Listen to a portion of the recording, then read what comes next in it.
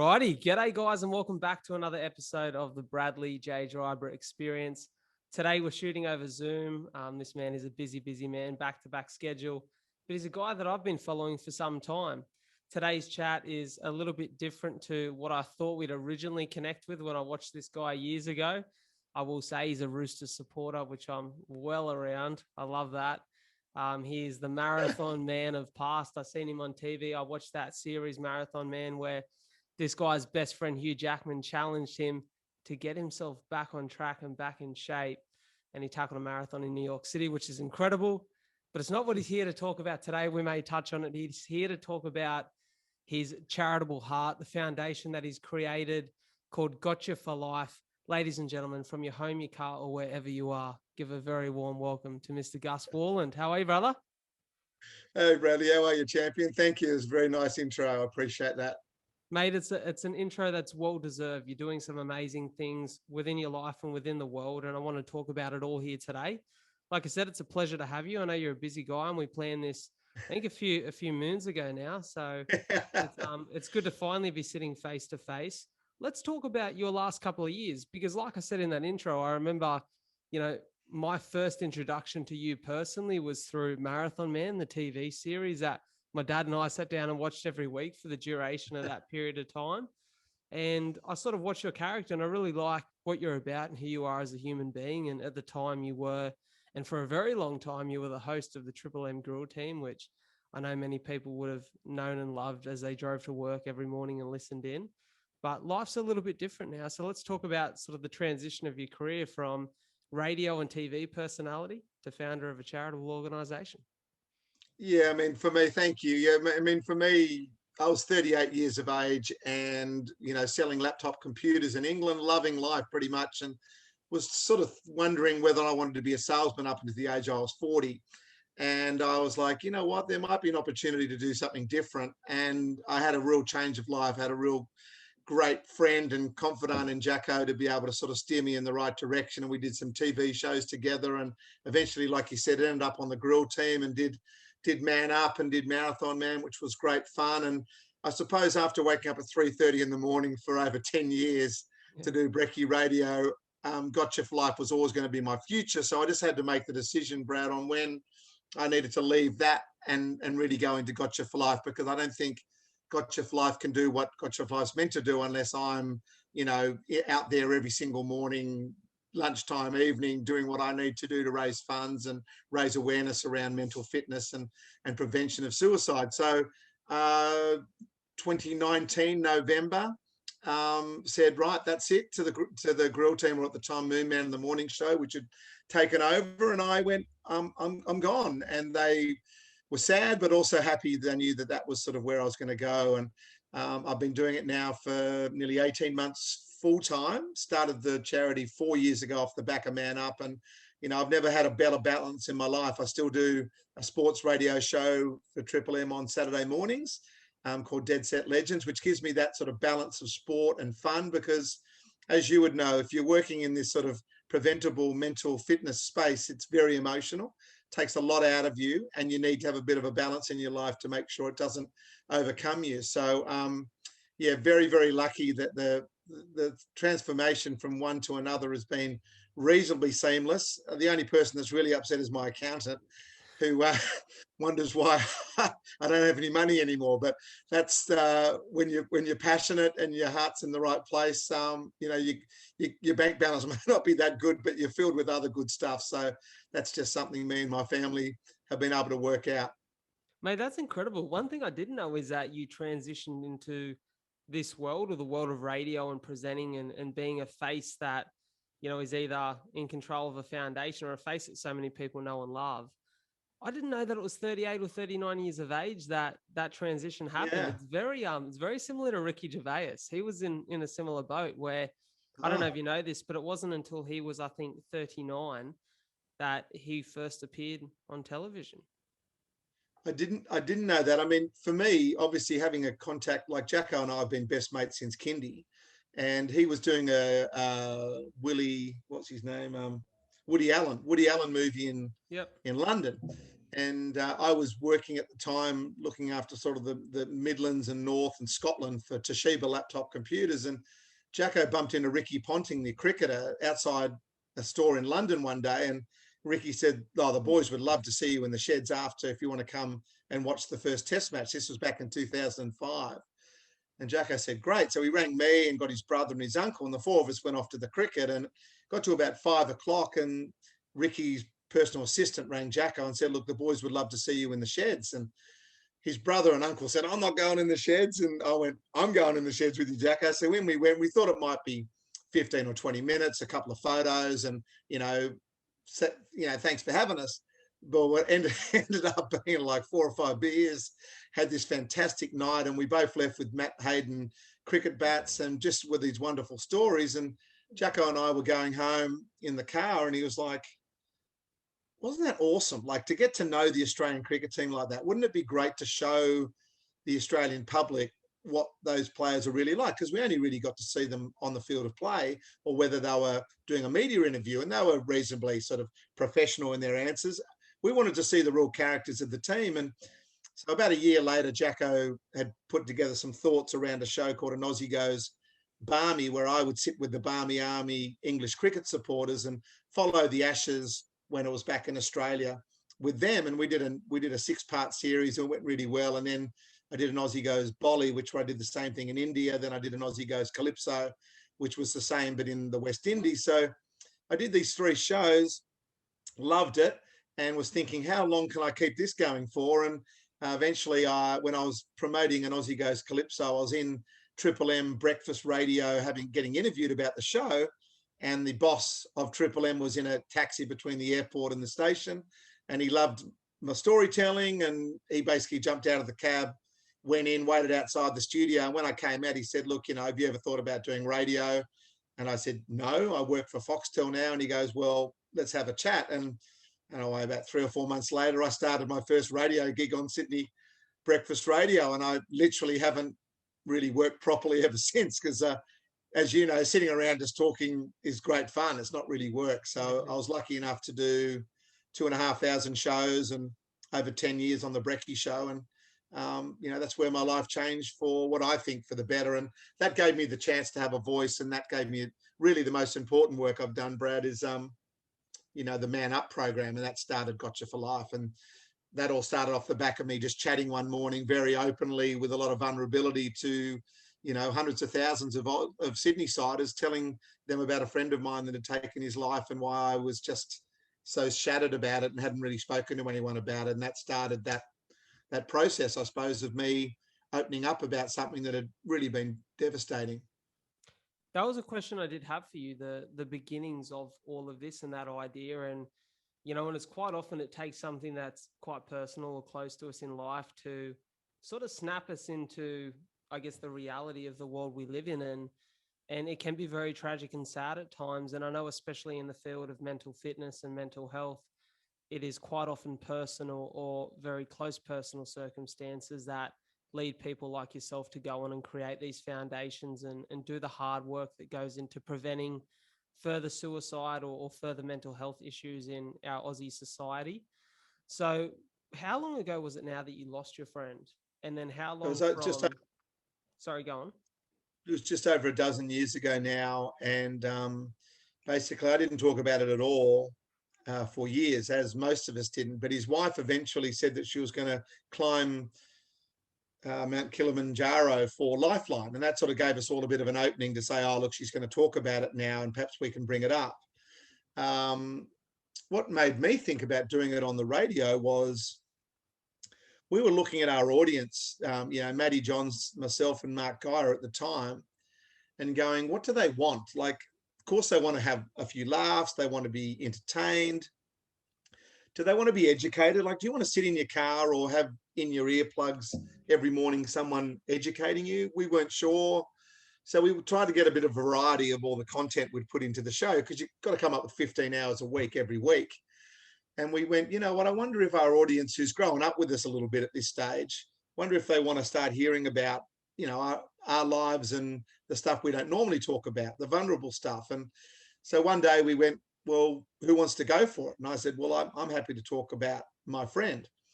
And the lady who ended up making Man Up was driving her kids to school that morning and heard me talk about it. And we ended up having a coffee. And off the back of that, she said she had secured some funding from Movember and she would like to do, a bit of a journey challenging masculinity in this country and why we lose so many blokes to suicide. And Man Up was created. And we've had over 90 million views of part of that show now across the world. And I think it's a show that I'm very proud of. Everyone was associated is proud of. It's my journey, I suppose, and why I lost my friend, but also, why are we losing so many blokes every day in Australia? It's the number one way to die if you're an Australian male, and we're losing over 8 a day now. And I knew it wasn't going to be just a job within the first couple of weeks of shooting. I thought this is going to be something that's going to really stick with me. And what am I going to do with this? And I'm going to use whatever soapbox I've been given to keep this going. And we've fundraised now for anyone in the preventable space over $5 million in 4 years, and we are absolutely committed to to the day I'm pushing up daisies to be building preventable mental fitness programs, educating boys and girls, men and women, that it's okay not to be okay, and to work on your mental fitness just like you work on your physical fitness. And it's actually really brave to tell someone in your life who has got you for life how you truly feel, because too many of us have a mask on. Too many of us just go around bullshitting each other. We've got to have a deeper relationship with at least someone in our life so we don't worry alone. And that's really what we're trying to teach through the programs that we support. Mate, that's absolutely incredible, and I commend you for it. I know personally, I do a lot of stuff with Cystic Fibrosis Australia, and for me personally, the feeling you get from that, mate, it's the most incredible feeling in the world when you're doing something that's bigger than you. And I can see the smile on your face when you talk about it, because it's real work. It's the work that will change people's life and save people's lives. And I love seeing you do it. And I know our community here in the Illawarra, I'm down from Wollongong, and mate, we've been really touched by mental health in the last year. We've lost a lot of young people, a lot of, I've been lucky that it hasn't been anyone extremely close to me. But a lot of my mates have lost close mates. A lot of my family have lost mates. And it's really tough to see, to understand that, mate, it's devastating, because you think, in a lot of their circumstances, and there was one fella in particular who took his own life last year, where the circumstances, I could understand the pain he felt. He'd had some really tough family times. And I thought, if I was in that position, mate, I'd be struggling too. And I can understand where that struggle comes from. What do you think it is within? Is it our male nature, or do you think it's more so Australian culture that shelters us and shies us away from opening up to our mates and the people around us? I think it's a combination. I think, to break it down as simply as possible, it's a bullshit stereotype that we try to live up to, and we get reminded of it all the time, whether it's in sport or on TVs, movies.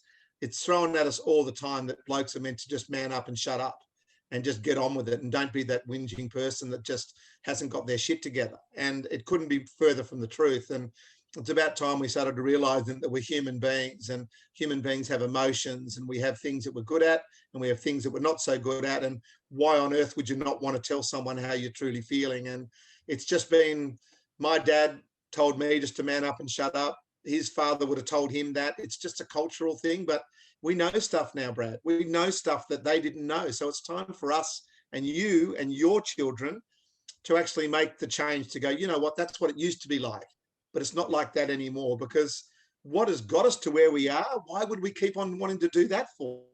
Yeah, it's just ludicrous to think that we just keep doing it and everything will change. So we need to man up and speak up. And that's pretty much was the bottom line of the Man Up program. And, unfortunately, no one, I believe, wants to die.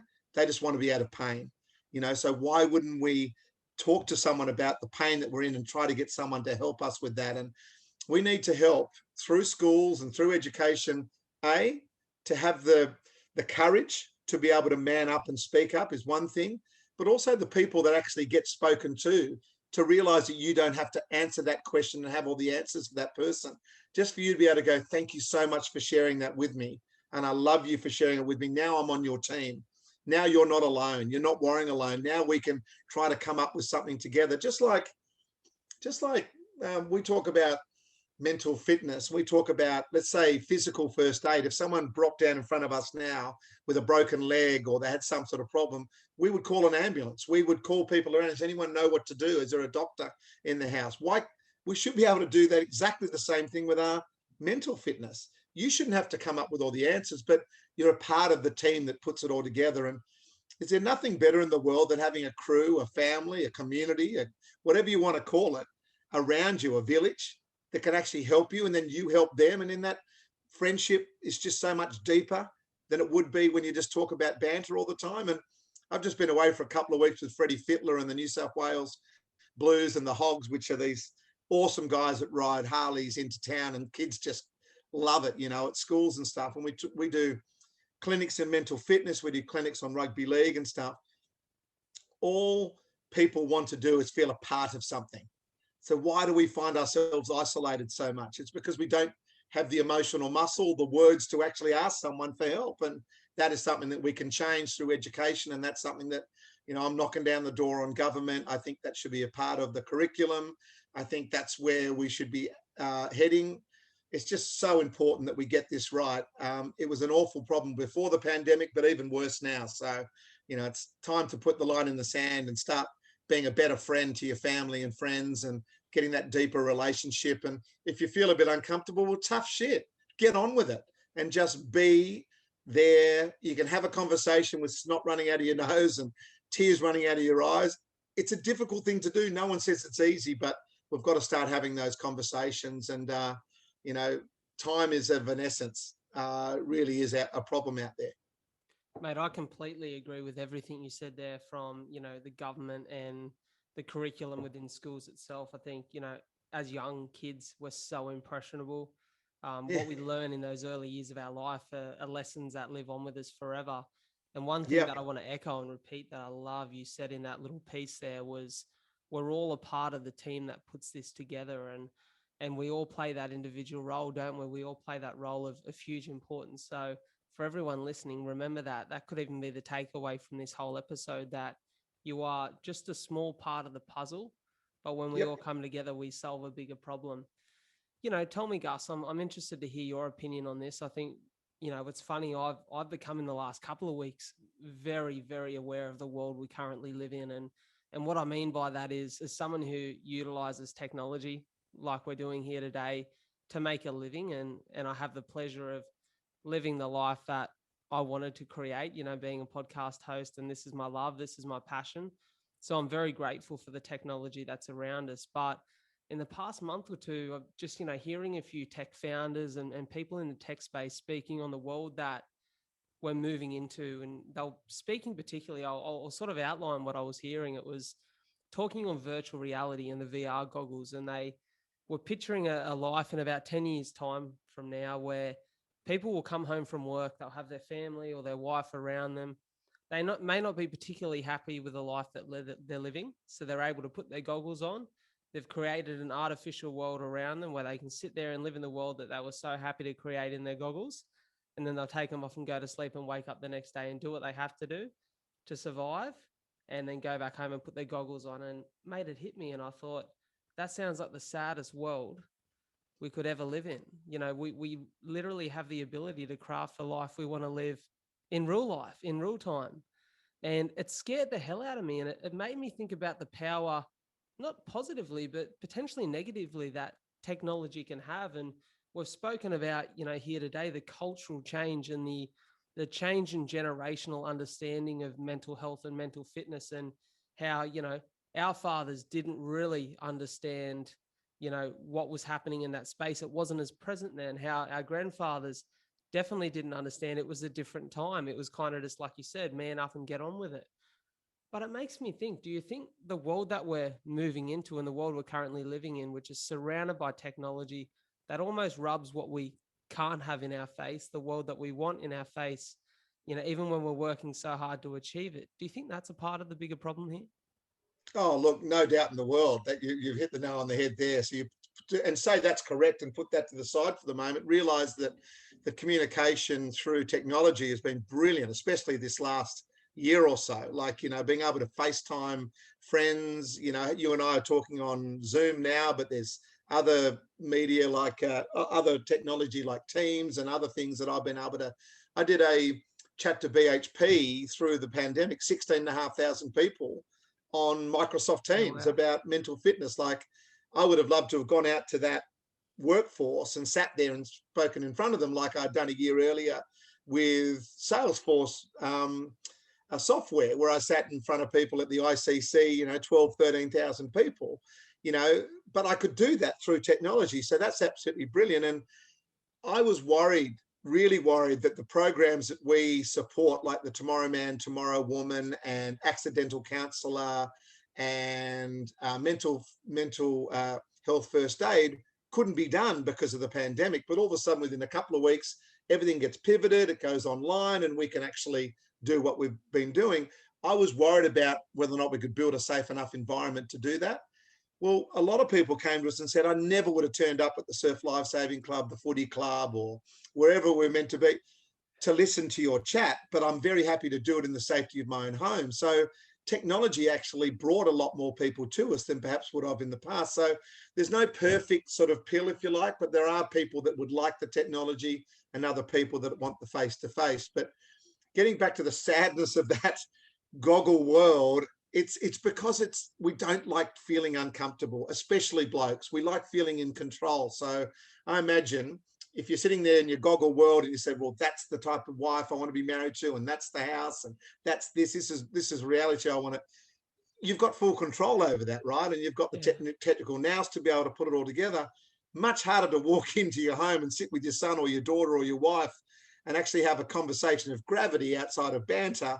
So what do we tend to do? We tend to be quite lazy. We tend to go to the easiest common denominator. And that's why that world would be so sad for so many people. But there's always a positive. And I like to see the positive too of that goggle world, is that I believe that suicide is a death of loneliness. I truly believe that. So there's a lot of people out there that are very lonely and are very sad, and they haven't got those connections. They're not lucky enough to have a lot of friends or family. So a lot of people do live alone and stuff. So if that gives them something that would allow their world to be a little better than normal, of course, we'd love them to live a full life with other people around them.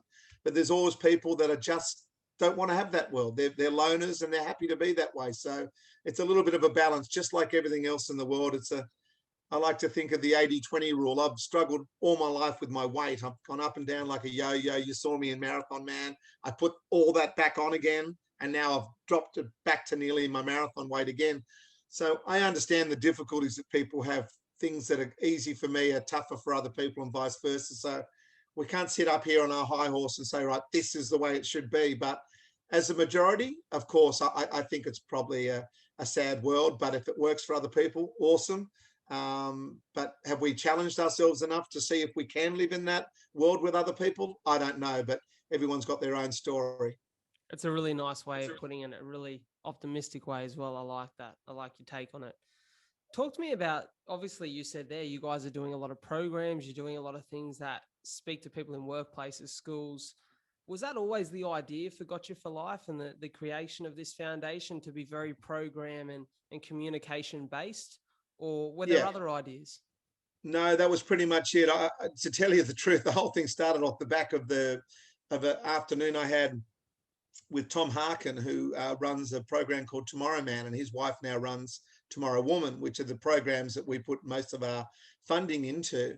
And Tom was in episode 2 of Man Up, and he had gone to my son's school, and he had basically built a beautiful, safe environment for these boys to talk about their feelings outside of banter. And that was a tough afternoon to see my son and a lot of his friends that I'd known since primary school that were now in year 9 and 10 at school, to see how brittle they were.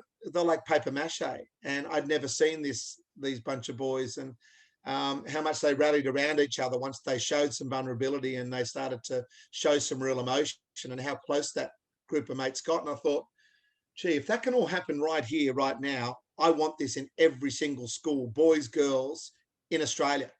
And I remember saying to Tom at the end of the filming, which took, half a day, I said, I want to get 1,000 of you, mate. You're like a boy whisperer. I want you to be in every school. I enjoyed my schooling, but I wasn't exactly an academic. I would have loved to have heard that rather than sitting in another maths class or a social science class or something. And I thought, well, that's what I want to create now, And so I said, well, what do you need me to do? And he said, well, basically it comes down to funding enough facilitators to be able to get around into every school. And I said, okay, well, 1,000 do. And we laughed about it. And then I realized, of course, once I got involved, how bloody hard it is to get money out of anyone.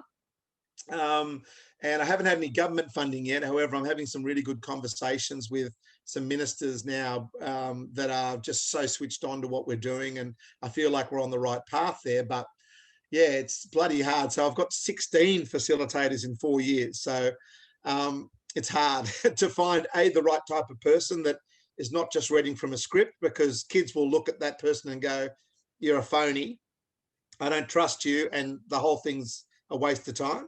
Yeah. So you've got to find the right person that believes in what they're talking about, who builds a safe environment to have the conversation that could change people's lives and change the rules on what it takes to be a man and a woman compared to what it was in the past. And so it takes a long time to get these people, but we're on the right path. I may not get 1,000 by the time I'm kicking the bucket, but I'm on my way.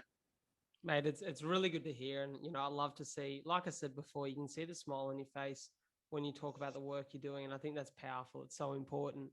I want to talk a little bit personally now as well about, everything that you do now for work in your life is around mental health and mental fitness. And we've spoken about your physical health journey.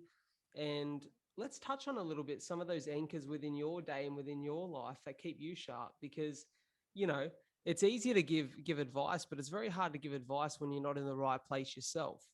And I know that, it's like going to someone for business advice and never run a business before. So if you're healthy within your own home and within the temple that is your body, I think you're in a great place to be able to help others. So what are those anchors that you have within your day or your week that keep you sharp? Yeah, I mean, for me, very difficult when I first started Gotcha Fly, because I was still doing Brekkie Radio. So that had to be my focus. And then I used to finish, at Triple M at sort of 9:30, 10 o'clock, and I'd go to a school and tell my story. And that might have helped some people, and people said that I'd helped them. Obviously, speaking about the Man Up program, a lot of people have stopped me or spoken to me on socials. As you would know, it's easy to get hold of us, isn't it? If they wanted to, if people want to speak to us, they can send a note, an email, a text to various socials and stuff. So I actually enjoyed that. And I thought, I'm making a real difference here, and that's great.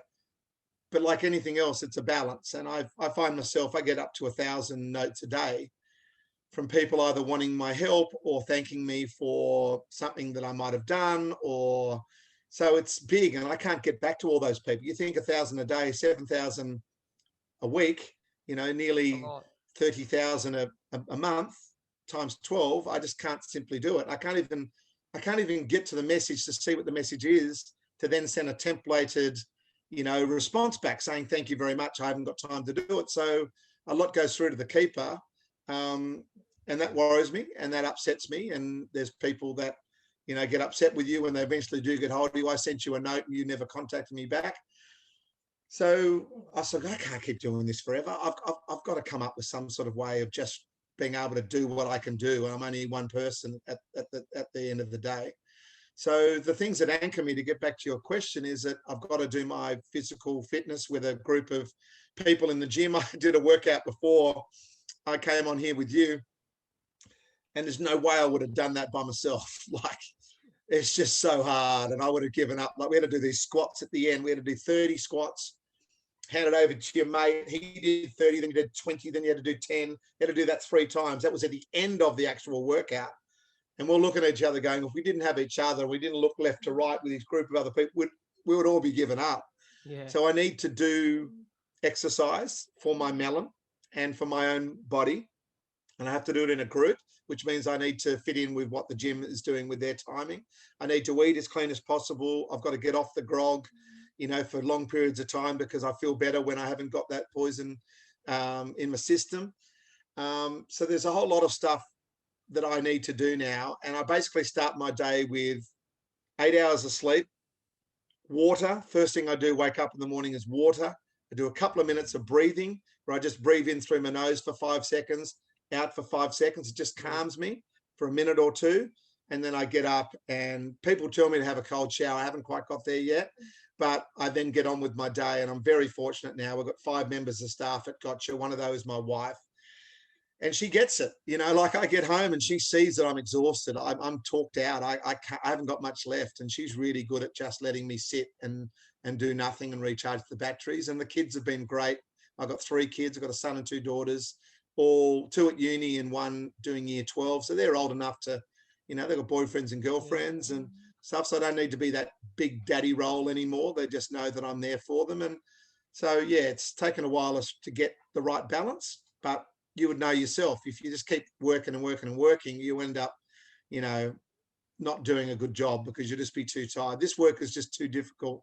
Everywhere I go, people tell me, stuff that's gone on in their life, and it's heartbreaking, emotional stuff. And I want to be with them in that moment. And if I keep taking that on and not have a chance just to release it, yeah, that won't do anyone any good.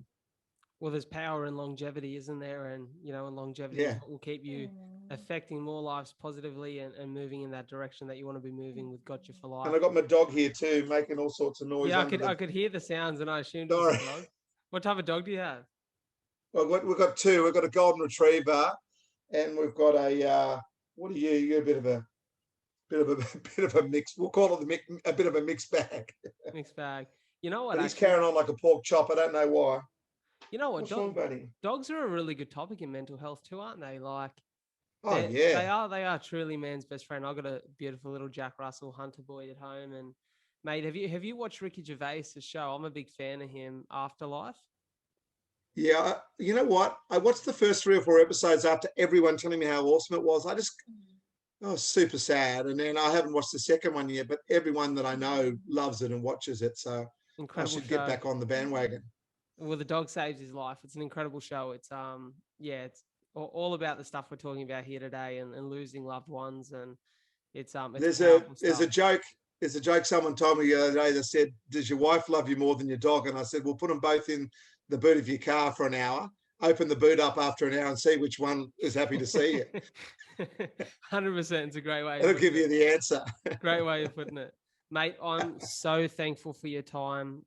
We're sort of closing in on that 12 o'clock now, and I want to make sure you can get back to doing all of the good things that you do in your day-to-day life. But the most important thing for me out of any podcast I shoot is to make sure that the powerful messages that are conveyed here in our conversation are things that people can take and apply to their life and feel they have that support network there for them. So if I'm someone sitting on the other side of this conversation, watching or listening in, and I want to have the support of Gotcha for Life because I'm going through a tough time, or maybe I'm someone who isn't going through a tough time but wants to make sure that that message can reach the students in my school or the other co-workers in my workplace, how's the best way to get in contact with you guys?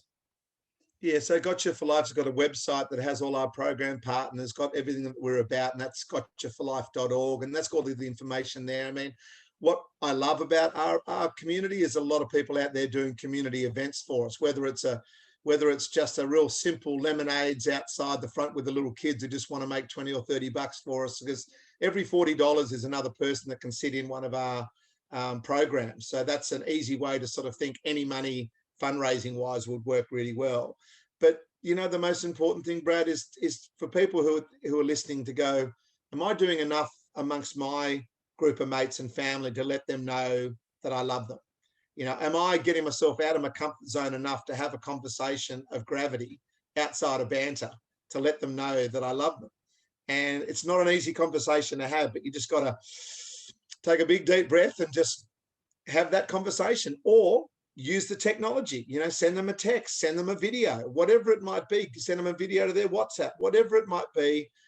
Please, please, please let people know that you're there for them. And I do this thing at the end of all my corporate and school events. If they've got their phones, I say, get your phones out, find someone in your contact list that you haven't spoken to for over a month. So someone you're not in contact with every day, and get a text ready and text them exactly these words. and I say, I love you, and no emojis, none of that young person bullshit. I love you, the proper words. I miss you. Look forward to seeing you soon. Kiss, hug, and then just send it. So I love you. I miss you. Look forward to seeing you soon. Kiss, hug, and send it. And then let's sit in silence and wait for the responses. Turn on your vibrate, your ding dings, your fling fling, whatever. So when you get the text back, everyone can hear it. And we sit. And sometimes it takes a couple of minutes. And eventually, zzz, zzz, and ding ding, and I'll get the microphone over to that person. I say, what's the response? And there's 3 responses as a general rule. One is, are you drunk? Yeah. The second one is, was this for me? And thirdly, and hopefully the one that we do get, which is, love you too, brother. Miss you too. It's been too long. And that starts a conversation. And that conversation could be so important for that person. You just don't know. There's too many of us that are living with masks on, living alone, being lonely, even in groups of friends and families. We're still lonely because we're carrying so much stuff that we don't feel that we can talk about. So just that little text, that little bit of technology to send it could really, really make someone go, oh, someone thought about me. And then you start remembering that relationship and the last time you went out and had a few beers, or the last time you went to a sporting event, or you went for a walk or a bike ride or a run or whatever it might be. There's too many of us worrying alone. So use the technology to buzz people that are in your phone. I mean, if they're in your phone, you know them, you like them, let them know that you're thinking about them. And so that would be the takeaway from me. Don't worry alone, and be the first person in your group or family that mans up and speaks up and tells people how you truly feel.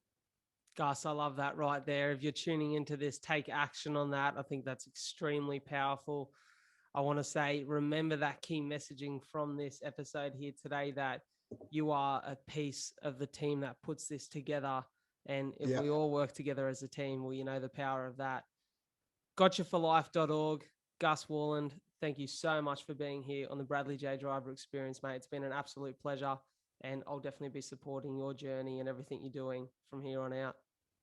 Thank you, mate. It was an excellent experience. I enjoyed it. You're a fine young man. I'll look forward to following your stuff as well. And if it's anything I can do, let me know. The most important thing in the world is to find like-minded people and go, let's just all group up together, and everyone's got a skill set, and we can change the world one person at a time. So I appreciate your time today, mate. Mate, the power of connection. I'll talk to you soon.